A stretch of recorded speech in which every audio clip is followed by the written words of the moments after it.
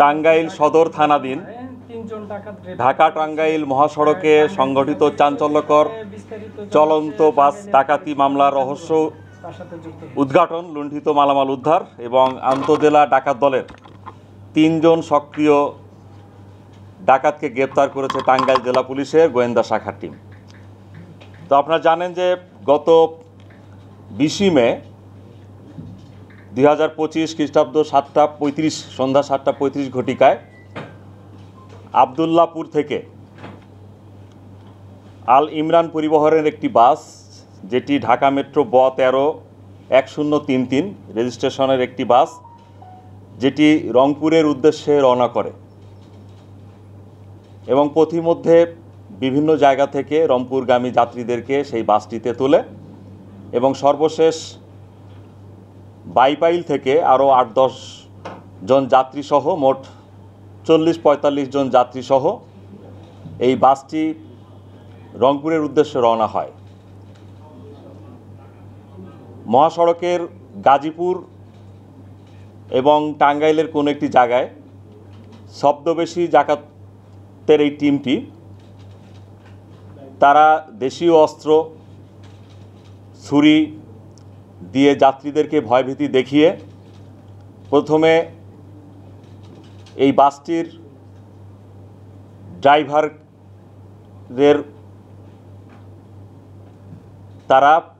বাসটির যে ড্রাইভার ছিল সেই ড্রাইভারের নিয়ন্ত্রণ নেয় ডাকাত দলের একজন সদস্য।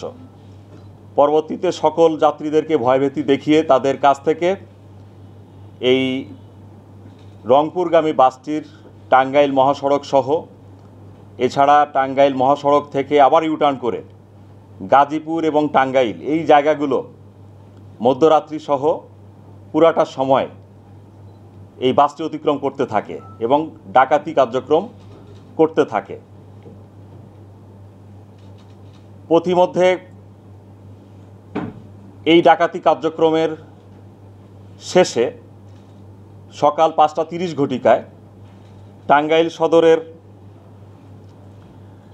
রাবনা বাইপাস সংলগ্ন শিবপুর বাজারের কাছাকাছি একটি জায়গায় ডাকাত টিম তাদের ডাকাতি কার্যক্রম শেষে যাত্রীদের কাছ থেকে লুণ্ঠিত মালামাল নিয়ে তারা নেমে পড়ে। তো ডাকাতি কার্যক্রমের এই ঘটনাটি সংগঠন শেষে আমাদের সদর থানার মোবাইল টিম প্রথমে জানতে পারে যে এরূপ একটি কার্যক্রম সম্পাদিত হয়েছে এবং সাথে সাথে সেই বাসটির সকল যাত্রীদের সাথে আমাদের মোবাইল টিমটি কথা বলে এবং আমরা অতি দ্রুততম সময়ের ভিতরে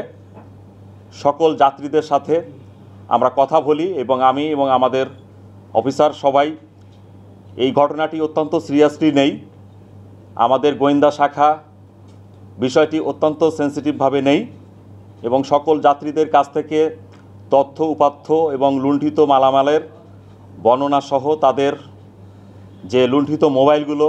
কার কি হারিয়ে গিয়েছে বা কার কি লুণ্ঠিত হয়েছে সেটি নিয়ে আমরা একটি পরিকল্পনা গ্রহণ করি। সেই পরিকল্পনার সূত্র ধরে আমরা এগোতে থাকি এবং